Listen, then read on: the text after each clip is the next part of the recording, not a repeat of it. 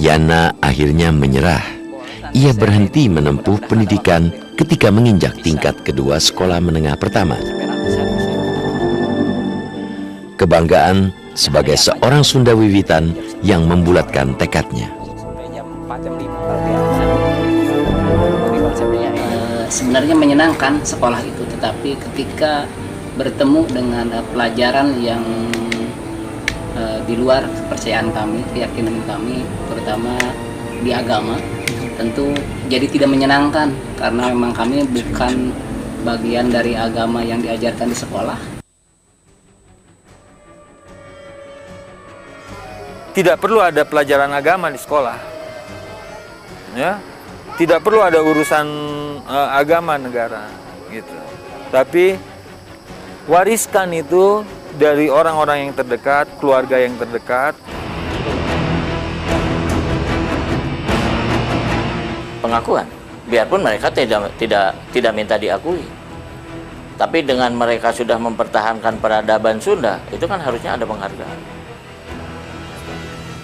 Penghargaan itu yang mereka ada pengakuan dari pemerintah atau pemerintah daerah, alat bantu untuk mengembangkan diri, alat bantu untuk mengembangkan tatanan hidup mereka dan sebagainya.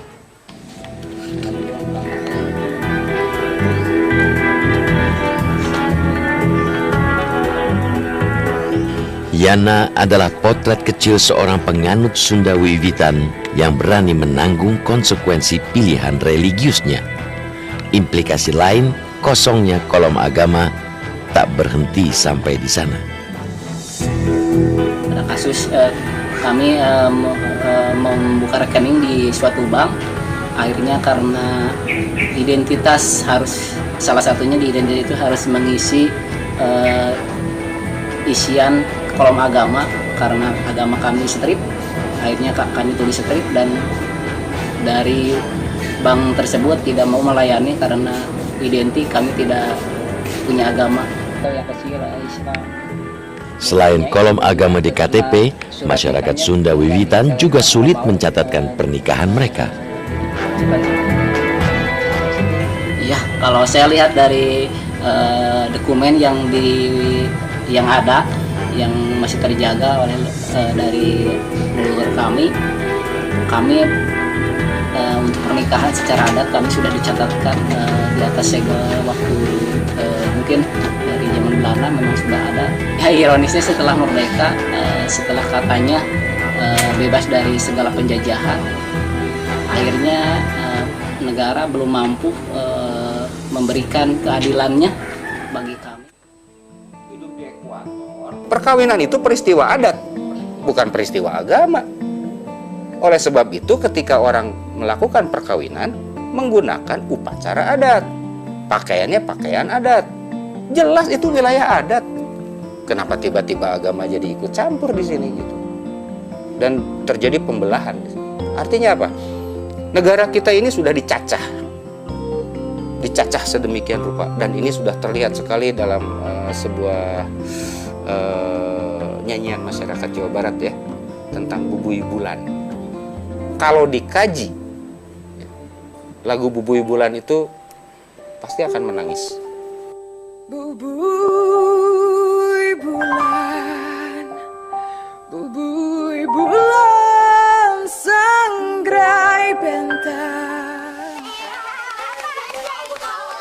Tanpa KTP dan surat nikah, tak heran akte lahir pun sulit diperoleh bagi anak-anak Sunda Wiwitan.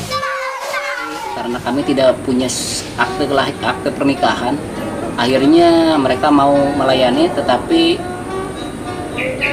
kolom di akte kelahiran, terutama ayahnya, bapaknya tidak mau dituliskan gitu. Jadi anak ini telah lahir dari seorang ibu dan ayahnya tidak dicantumkan. Saya menemukan ini Pak, kasus warga penganut aliran kepercayaan mendapat kesulitan hak kependudukan. Itu KTP-nya sulit. di mana tuh? Jadi karena strip Di mana itu? di Cirende salah satu. Cirende salah satunya. Ya. Ya kita periksa, nanti kita lihat. kami sendiri kan dari segi pemerintah sulit sebenarnya mengelompokkan mereka sebagai kelompok masyarakat yang punya aliran kepercayaan khusus gitu. Karena tidak tercatat di kami apa sih alirannya. Dari segi kependudukan tidak dicatat, di KK-nya nggak tampil agamanya. Ada yang tampil semuanya rata-rata Islam. Padahal kalau itu kan bisa mempersatukan mereka nih dengan keluarganya yang di Cirundu, yang di Kuningan atau di daerah lain yang sama satu garis dengan Sunda Wiwitan tadi. Seperti itu. Sayangnya kita tidak bisa melakukan apa-apa ya. Sayangnya sampai sekarang undang-undangnya belum dirubah. Kalau ada yang melakukan judicial review ke MK atau apa, kemudian mengatakan kami minta dicantumkan, jauh lebih baik. Pada akhir November 2013, Undang-Undang Nomor 24 Tahun 2013 disahkan. Aturan baru ini menggantikan Undang-Undang Nomor 23 Tahun 2006 tentang administrasi kependudukan. Dalam pasal 64 ayat 1 tertulis bahwa agama masih harus dicantumkan dalam KTP elektronik.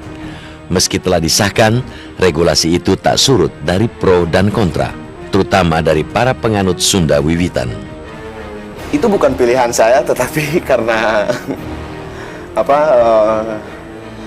aturan umum seperti itu ya, yang dicantum dalam KTP memang Islam, gitu. Karena tidak ada lagi. Jadi karena mayoritas di sini Islam, ya kita ikut ke yang banyak aja dulu lah. Nggak usah diakali lah. Biarin aja dia Sunda Wiwitan, coba dia tanya, Anda Sunda Wiwitan ini keyakinan agama atau sekedar seperti budaya? Kan gitu. Kalau dia mengaku agama, tanya kan, punya kitab suci nggak? Kita juga memiliki kitab. Apakah naskah Siksa Kanda Ingkarasian itu bukan kitab ajaran manusia? Itu sudah tercatat kan? Dasar-dasar perilaku hidup orang Sunda itu seperti ini. Semua warisan budaya ini diakui, termasuk kalau sudah menyadari pemerintah menganggap bahwa ini suatu agama, mohon diuruskan.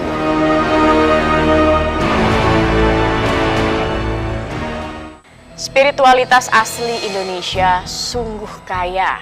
Pemerintah mencatat terdapat lebih dari 200 aliran kepercayaan yang hidup di bawah payung Indonesia. 400.000 jiwa penduduk Indonesia menambatkan hati di ragam kepercayaan itu. Mantra pusaka Bhinneka Tunggal Ika kemudian menghadapi ujian. Akankah ia ampuh mengayomi semua di bawah kerukunan beragama? Ataukah jangan-jangan persatuan dalam keberagaman di Indonesia memang cuma mimpi di siang bolong? Realitas segera kembali.